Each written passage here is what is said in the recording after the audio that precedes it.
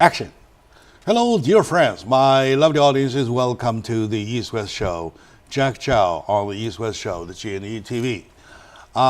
For the past few weeks, we have done two shows with my friend, Mr. Gang Chen, candidate for a council member for the city of Irvine. Obviously, we really hit the nail on the head because after these two shows aired, we received quite some feedback from the audiences. And of course, those audiences cared about the city and they want to know what this candidate can do for the city. And some are even more specific. A few ask about budget to a certain extent, and quite a few asking him about schools. And at the past two shows, we did mention to the audiences that Irvine has a population of 300,000. Close to 300,000. Close to 300,000, and yet it has only 5 high schools. Yep. So by proportion, it is quite not from enough, right? So that is a lead line. I will extend my warm welcome to Gang Chen. Welcome back to the show. Okay, thank you, Jack. Thank you for inviting me again. I'm happy to be here. And good morning, everybody. I'm happy to be here. Good to talk to you again. Very good, very good. And your first interview got some attention, especially there was an article covering that interview shortly after on the City magazine that got more people to pay attention to your campaign. And on the second show, you did answer some questions somebody raised, right? Yep. Regarding community safety, regarding the transportation. And this one, we want to focus on the questions that the audiences ask me to ask you on their behalf.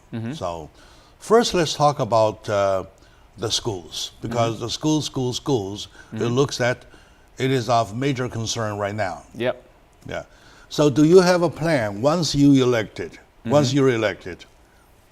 Yes, I do have a plan. Oh, you do? First of all, let's find out where the problem comes from. In the past 10, 15 years, City of Irvine has developed rapidly. So every time there's a new development, the developer will build a new school. For example, when they build a Quail Hill, it's a whole tract of hundreds of new homes. They build a new school, Quail Hill. Very nice facility and so on, but they don't have enough students to enroll because people has not moved in yet. So what they do is to invite an older school to move to the new school location. Elderwood from Woodbridge, which is an older part of the city. And then, as a result, all the students in the old school has to drive further to the new school district. And then in the new school, they have the new student and the old student combined together. It worked for 5 or 10 years, but after a while, when all the new residents move in, the new school gets filled up, right? So what happened is now the new school is crowded because it was designed for the new residential area. And because at the beginning, they did not have enough enrollment. They moved the old student from the old neighborhood to the new neighborhood. Now you have both the new neighborhood and old neighborhood go to the same new school. So the right thing to do is they should have gone back and remodeled the old school and reopened it so that the people in the old neighborhood can go back to the old school again, open a new school. Basically, you need to have 2 schools. Basically, what happens is the developer and the school district just one school to handle both the new and old area. And to matter worse, to be specific, for example, Elderwood, that's one of the schools that was in the Woodbridge. When they moved to the new location, it was good and so on, but they have not used the old school for a long time. They should have opened the old school so that when it's crowded, the people in the old neighborhood can go back to the walking distance to the old school. Instead of opening the new old school, they sold it to the developer, and they built more house in the new area. So that's why it's man-made problems. I know where the problem comes from, so they should have handle it better. All Yeah. right. So it's Okay, one of the many examples. Sure. Let's get things clear. We were talking about the Irvine City has only 5 schools. 5 high school. 5 high schools, Yeah. right? Okay. Do the 5 schools are all new schools, or are the 5 schools all new schools, or old schools, or partially old, partially new? Yeah, let me go back. Basically, this is not only affecting high school, it affects elementary school, junior high, and high school. But high school is a very obvious example because originally we have 3 old schools when we have 100,000 population. Now we added 2 new high schools, Northwood High and Portal High Spring just opened 1 or 2 years ago. So, but the population has tripled. If you just do simple math, the population triple, the schools should have been triple also. We should have 9 schools. Yeah, I know. That's why. Now we only have 5 high schools. So that's why you see crowded. That's and exactly. And students cannot get to the elective class that they're supposed to get. They cannot get it because there are not enough resource. So, all right. Okay. Yeah. All right. So now we confirm that there are 5 schools, 5 high schools instead of 9 by population, by proportion of school versus population, right? Yes. Okay. Now you're supposed to have 9 schools at least. Now you have only 5. Right. This is the problem number 1. Yes. Right. Problem number 2. When they try to handle the problem, though, they handle it in the wrong way, according to you. Yes. Right. Yeah. They did have a plan to put up a new school, such as the elementary school. However, the moment they put up the school, they need a student. Yes. So they move the students around. That causes inconveniences even more. It could have been a temporary solution, but once the new area has more population, they should have reopened the old school. That way to alleviate the overcrowded problem. So instead of opening an old school, they sold the old school and wipe it out, demoed it, build more housing. That's why the problem come up. It has been in a few schools, not just one. Let's talk about the high school first. Okay, Yeah. let's focus on high schools. Yes. Right. One by one, we tackle the other schools, schools of the elementary level. Yes. Right. So, high schools, you have only 5 high schools. Yes. One built 3 years ago. The other one built newly. Maybe 5 or 10 years ago. 5 or 10 years ago. Yeah. So, in other words, for the past 3 years, there is no school built up. No. Right? No. So, versus of population of 300,000, almost 300,000, you are lack of 4 schools. I would 4 say, schools, right? yeah, just simple math. Yeah. As a council member to be elected, though, do you have a plan? If you do, how to handle with the extra 4 schools that is out of nowhere? Yeah. First of all, let me make it clear. The school district is separate from the city council and the mayor, but we do have a lot of influence on the Irvine Unified School District. They have a separate election for the board members and so on. So, and the city council and mayor meet with the school board at least once a month. So to solve the problem, it goes back to the money. Irvine Unified is one of the least funded school in the whole state per student. Whole California state? Yes. We have lower funding than a lot of the nearby schools. What causes the low funding? Because number one, we mentioned it last time, they categorized City of Irvine into the wrong category. They still consider our school as a rural area school. So the funding per student is much lower if it's a rural area versus the suburban or urban area. So the City of Irvine has grown so much, we are no longer a rural area.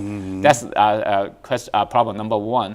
The school district has been trying to talk to the state, but it has not been successful. Because they say, oh, you guys have been doing very well for the funding what we gave to you. You guys, the student score is very high because all the parents spend a lot of time. Because they work hard. They work harder. Parents spend a lot of time to do the after school class and so on. And the city, we actually put in millions of dollars to the Irvine Unified School District, the city of Irvine. All right. We actually, they have the Irvine Public School Foundation. We do dollar per dollar fund matching. So if Matching fund, matching funds. dollar to dollar. Yes. So as a city council, I will try to look at our budget. We try to increase the funding to support the school To district. be specific, do we know exactly how much is being funded at the current level, and how much is supposed to be funded in the future? Let's find a gap. That's a number we need to look. We need to take a look. I think it's about less than $10 million that we funded to the urban university. That's the city actually contributed. So the gap within the range of $10 million, right? To roughly guess. Yeah, right? at least. All right, At least. I see. Yeah. So once you are elected, you want to take this on top of everything, prioritize it Yes. to get the fund first, Yes. or you have other ways of doing it. I think we have the city attorney. We can use our city attorney to pursue even, because we have been nice to the state, try to get the money. We never got it.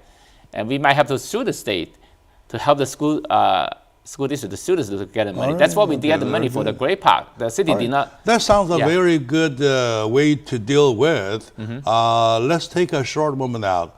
When we come back, we will continue from that point. I really like the word of sue the state. So stay with us.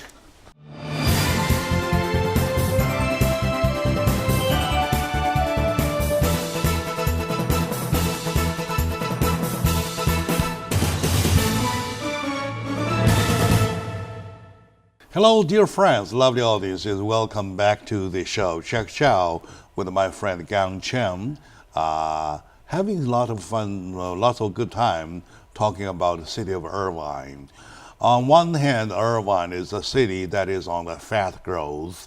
For the past 20 years, population, for example, grew from 100,000 to 300,000, triple the population. And yet, due to the rapid development, some kind of areas are stretched thin, such as education.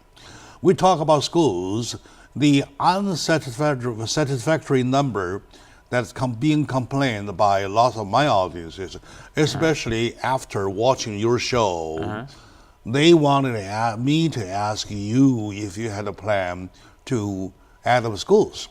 Right? Because 5 schools, high schools, to deal with the 300 population, that's really not enough, right? Okay, now, to the point we discussed about the funding, state funding, to Irvine City, and the fact we found out was that due to the fact that they took Irvine as a rural area, not an urban area, the rural and urban have different standard of funding, so they were funded with less money. For that, Mr. Gang Chen says that if he is elected, he would probably motivate the council chamber to put up a suit, to sue the state of California. So we pick up from right there. Yes. Right? So do you think the climate or the pressure is there amongst the council members to go ahead with a lawsuit against the state of California for less funding? I think so. You think so? I think so, because we did sue the state of California once before. We got $290 million from the state of California. Because what happens is the Great Park, there's a funding. The state closed the redevelopment agency. So we lost all the funding for the Great Park. And we sued the state, and that's why they gave us $290 million. So we already successfully sued them for a certain amount of money for the Great Park. I see, so we I could do see. similar things for the school district.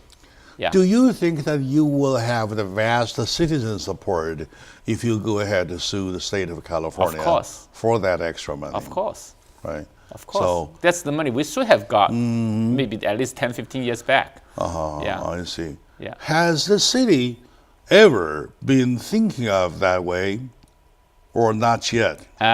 Probably not yet, because they are still staying in the box. We need to have the out of the box thinking. In other words, you will be put it on your agenda.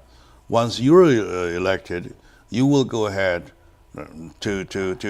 Yep. to create a lawsuit case Yeah. against the city of the state. The state. Against the state of California Yeah. for extra funding, right? Yes, yes. Okay, that's good. That's Yeah. good. In So, California, if you need to get a large sum of money, you have to sue someone.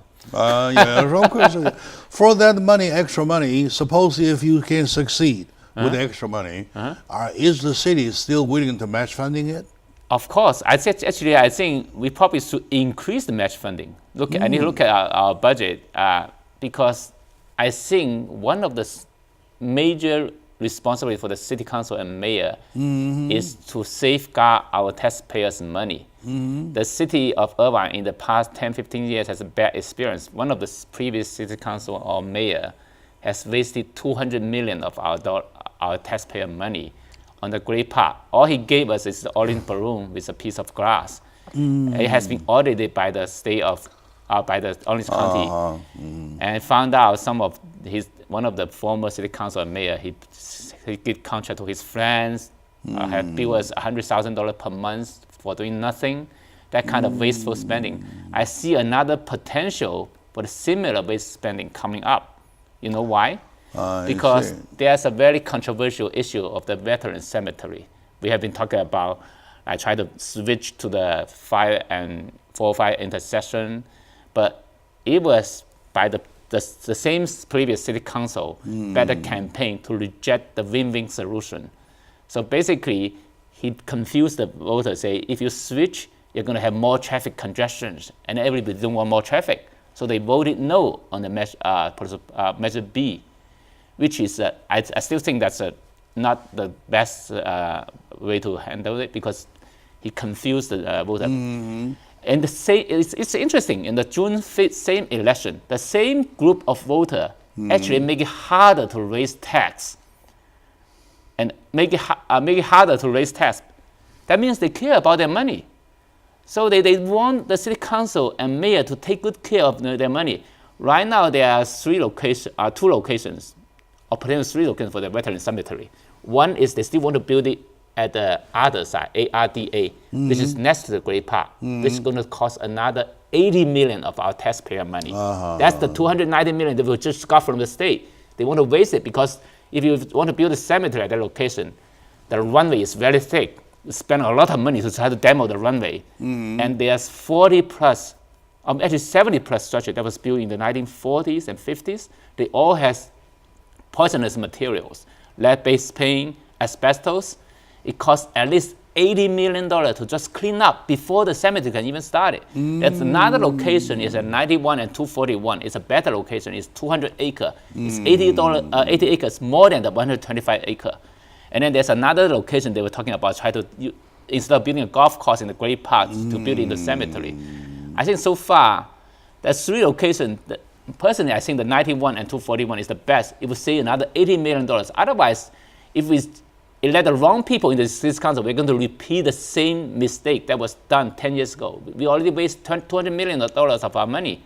We could have wasted another $80 million of the money by the same group of people. For quite a while, I thought the cemetery was a done deal issue. No, it was not done deal. It was rejected because the same former city council member put his own money for the No on B campaign to confuse the voters. Say, oh, if you switch, you're going to create more traffic. Okay, let's pick it up one by one. Let's peel off the layers.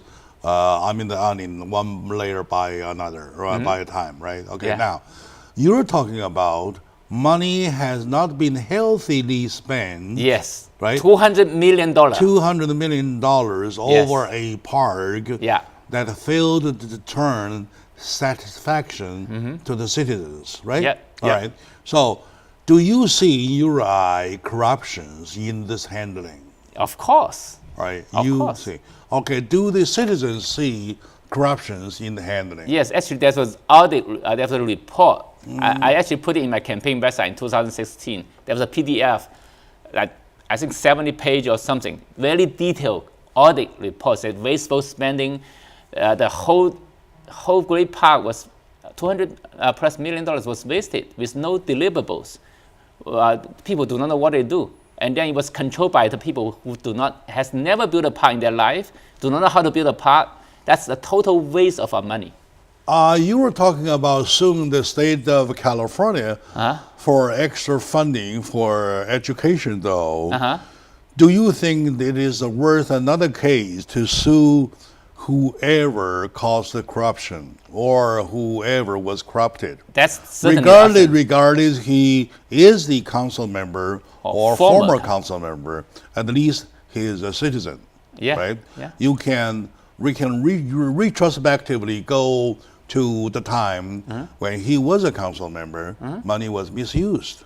Am I right? Yeah. So do you think once you're elected, there's another case you want to handle? We can 200 million. We can certainly take a look at that. 200 million is a lot of money to me. It is a lot of money. It was paid off to this person's friends, company, and so on. So we could actually go after some of the company and recover some of the money. But there is the audit that is available to the public anyway, Yes, right? yes. So the audit numbers will tell. Yes. Okay. Yeah. Now you have two areas that you can see money. Number one, with the lawsuit against the state of California. Number two, with the corruption case. Right? Yes. You can see money. Yes. You can see money. So what else, where else do you see a possibility of money? Oh yeah, you were talking about city funding. Yeah. Right? And the city matching fund, once you're elected, you are willing to push for not a matching fund, push for a majority going more than half, more than dollar to dollar. Actually, what I'm trying to do is right? I want to at least maintain the current level. I think it's $10 million, the matching fund, whatever the number is. And look at our budgets to see if we can increase it. We need to be more responsible our city's spending, but for the education, and we need to see if we can increase it. And another option is that's on the table. It has been talked about in the state of California also. Right now, all the high school is public high school. We should encourage private charter high school also. And that's another important proposition on the ballot on this November 6th election. The charter school. I hope everybody vote yes on the charter school. Right now, the PTA is putting a lot of money. The unions try to fight this thing because they want to maintain the status quo. So yeah, I think the charter school, I would say definitely support charter school. And then if we can get the voucher to put in a charter school in Irvine, that would solve some of the problem also. Because charter school is more efficient compared with public school. That certainly helps with the situation, help alleviate the pressure, right? And also considering the fact that your area, you have lots of rich parents. Yes. Right? They can afford the charter school. They can afford the higher tuition. Yeah, the proposition is for the state to actually give some voucher for the poor student so that they can use the voucher for the charter school. Oh, even vouchers. Yeah, so that's a very good solution, I would say. Yeah.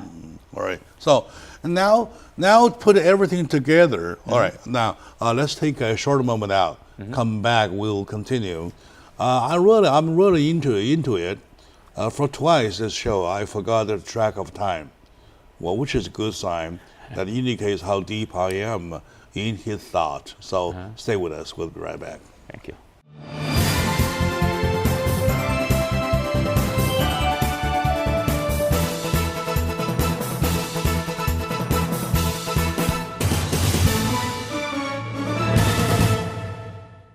Hello, dear friends. Welcome back to the show. With my friend Gang Chiang, I try to get into his brain to see if you have a plan for the beautiful city to catch up in number of high schools.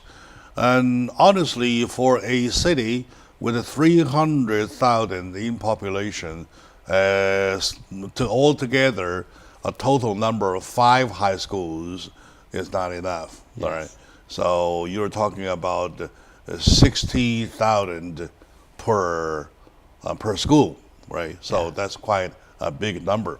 Yeah. And yet, thinking about, of course, everything at the end of the day is related to money, right? Yeah. So thinking of the money, well, it looks that it is not that they do not have money. They might have some good resources of money if they work that way. All right. Now, So I was asking you another question at the end of the last segment that on your agenda, do you have the thing planned already? Or now that I ask, you say, yes, I do have the plan. Yes, I do have the plan. First of all, in 2016, they have elected a new group of people into the city council. They have started to do something about the traffic. But I think it's a very good start. We could do more to even more comprehensive synchronization of the traffic signals. All the roads, all the time, not just the rush hour. Because and also, I will encourage the citizen to give more feedback to the city engineers if they see a certain intersection. There's a very unreasonable timing for the traffic light. For example, two locations. One is at the Main and Jamboree. You're talking about the transportation, right? Yeah, okay. transportation. Let's focus on educational schools. I'm not done yet. I'm not done yet. Right? You still want to go back to the education? I still want to meander on the education subject, the school subject. We're not done yet. Okay. Now, in your mind, during your, I mean, if you're elected, right? So, while you were on the city council, though, how many are the numbers? I mean, the ideal number of schools. How many extra schools do you think the city of Irvine would need? You're talking about high school? I think probably our goal is to have 9 high schools. 9 extra high schools, Yes. right? Okay. Yeah, at least for the current population. The population keep growing. Yeah. In other words, 9 is a very conservative number. Yeah. And you need at least 9, Yes. right? So suppose you did have the money, and construction can start tomorrow, as early as tomorrow, though. How long, how many years, how long, or month whatsoever, does it take to build extra 4 schools? If you build it simultaneously, 2 or 3 years, you could build 4 schools. 2 or 3 years? Yes. From design to construction, 2 or 3 years per school. If you do it simultaneously, you can do 4 schools at the same time. Yeah. Because you are in the, you're an architect yourself, right? Yes, yes. So you know better the answer to the question. So that's why I'm altogether asking you, if you had 1, 2, 3, 4, all the 4 projects started simultaneously, though, in 2, 3, 4 years, you will have a brand new 4 schools. Am I right? Yes. So that is resolved right now. When you do, of course, when you do have a new school right there, you need a student to fill in. Yes. Or otherwise, the state would not give you money, right? That's Okay, right. now. And then you want to sell the property that you developed to have the students fill in the school, right? It looks like quite a big game to play, quite a big, substantial move around to play. Do you think you will earn the citizen support and you will earn the council member support? We're doing one school at a time, step by step. Yeah. We, of course, before we do anything, we need to do the feasibility studies and so on for any project to look at the number of families and so on. Yeah. I see. Yeah. For some, I think when people contact you, most people contact you because they have to get out of the area to school. So this does not mean just high school. A lot of them complain, like for example, I know each area so well. For example, people bought the house in Cypress Village. It's a new area. There's an elementary school right there. They were telling me when I was doing the campaign. I bought this house, tried to go to this elementary school, but when I signed up, they said it's all full. So I had to drive 20 minutes, go to Sierra Vista or whatever. One of them did say that. One of them did say that. Yeah. That's why I bought a house. Yeah. Or otherwise, I wouldn't buy that house, right? Yes. I bought a house to find out all of a sudden, oh my God, my kid cannot get in. I have to drive around to put my kid in another school. You know why? Because I know exactly where the problem is. Because there used to be an older school called El Camino. It's close to the Heritage Library area. They closed that school to bring the school kids in the old neighborhood to the new school. So they could easily just reopen that school and let people in the old neighborhood just go to the walking distance school. And voila, you have at least twice as many classrooms that you can fill the students. So that way the people who bought a home in Cypress Village can continue to go to Cypress Village, but the people in the old neighborhood don't have to drive so long. It's in the walking or biking distance. I hope they don't sell that property. How good is the relationship between the city council and the school board? I think they have pretty good relationship. They have lunch every month. Yes. Yes. And it looks that lots of people are asking about the school board, if the school board will be active enough to catch up the city plan, if the city does have a plan. In other words, they might say, we're okay. And they might be reluctant to catch up with it, right? So you think that the school board will catch up with you? They have the... Of course. Yeah, they will, right? Yeah, of course. We need to do some planning because when they have the classroom, they need to fill the student, and also they need to pay the teacher to be teaching in the classroom. They're looking at a certain number. I understand that many cities in Southern California, at least your city is one of them, that you have a developer, have a developing plan. The planning department would ask them to include certain percentage of lower income housing and schools included, right? Yes. So do you think the developers will follow the instruction of the planning to add up schools? In other words, your school concept can be also accepted by developers without having to complain. Yes, I think so. I think You so. think so? I think so. Yeah, the developer has building new school, but what happens is we just lack of the long-term vision. They just look at the 5 or 10 years. Oh, I built a school. I want people to fill my school, and then I move on to the next project. I don't care anymore.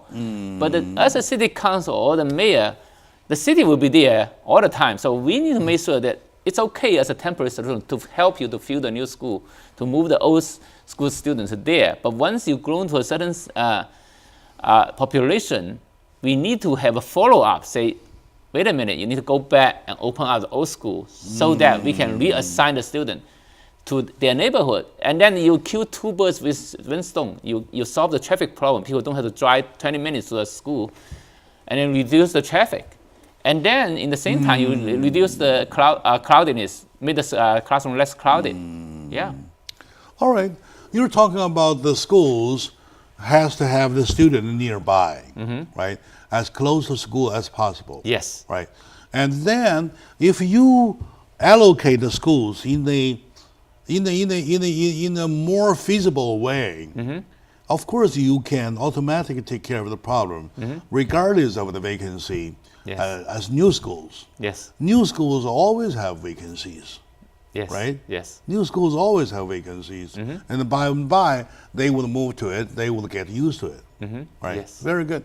And my dear friend, it's good to realize the city of Irvine is developing that fast. And it is only a stretch, it even stretches some area thin. Right? That's a good part. And the bad part is that thin area being further stretched though, you see some blanks there, such as schools. So with my friend Kang Chen, candidate for City Council of City of Irvine, we are trying to answer the questions that the audiences have put up about checking about their kids going to schools.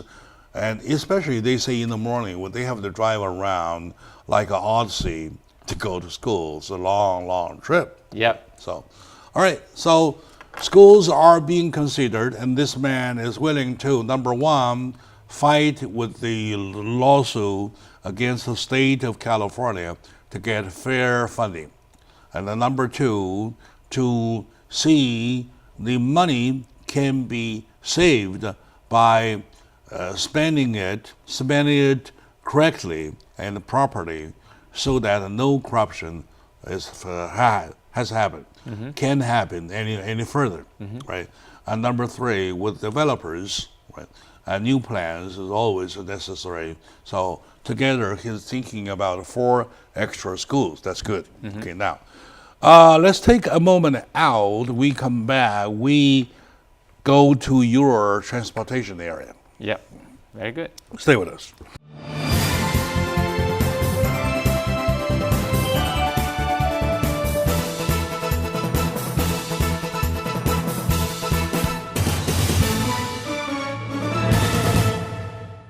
Hello, dear friends, my lovely audience. Welcome back to the show. With my friend Gang Chan, I'm playing hardball right now because I see hopes. Lots of folks there see hopes too. That's why they write to me, they call me to ask questions on their behalf, to squeeze him for answers. So we're squeezing him for answers. It looks that he has so far did the quiz so far, he did so well, all right?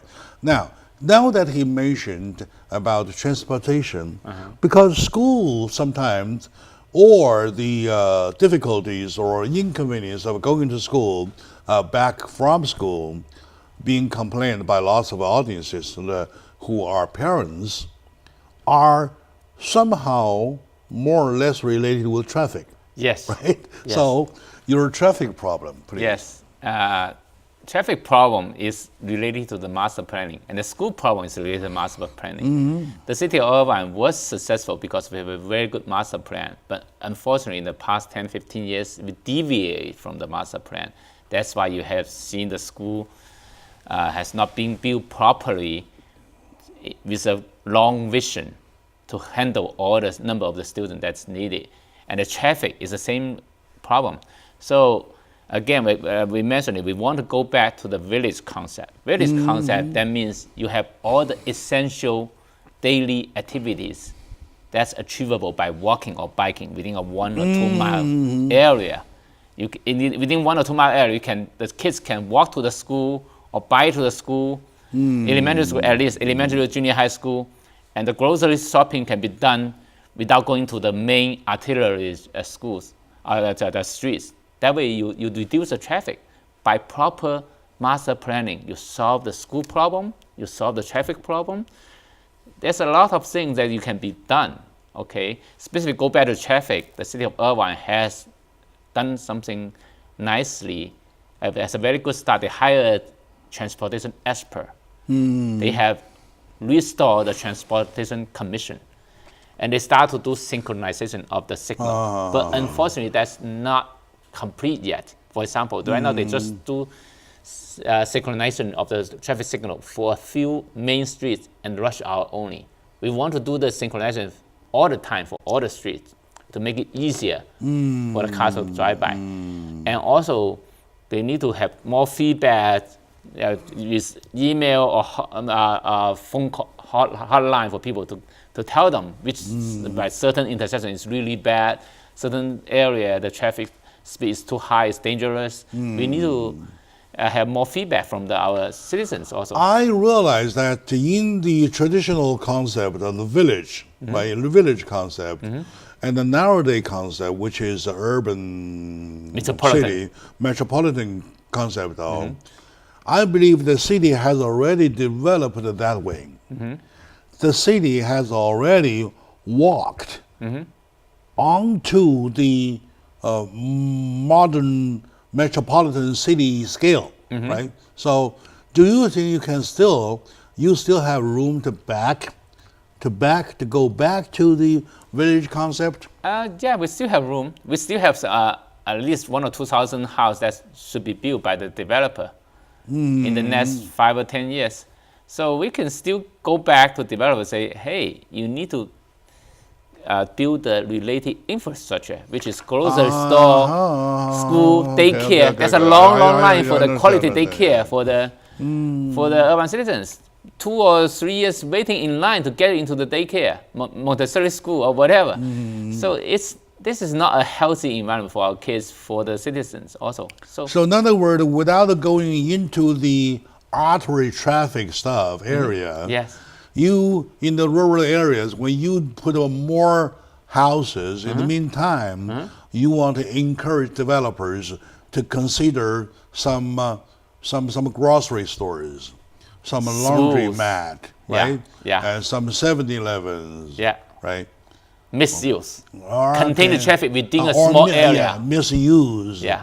Or fish stores, something Yeah. like that. Yeah. Or pet stores. Yeah. Oh, I see. So that can drag over a little bit so that you balance the urban development, Yeah.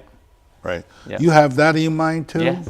Actually, with a lot of the voters, they say, oh, I need a grocery store in our neighborhood. I don't want to drive 15 minutes to get a bottle of milk. Oh, yes. That's ridiculous. I have to drive on the main street of the city to get a bottle of milk. That's not make In any other sense words, at all. you have the grassroots support Yes. for that concept, Yes. right? Okay. Yes. So, very good. So for that, do you have to have come over the obstacles of the city planning?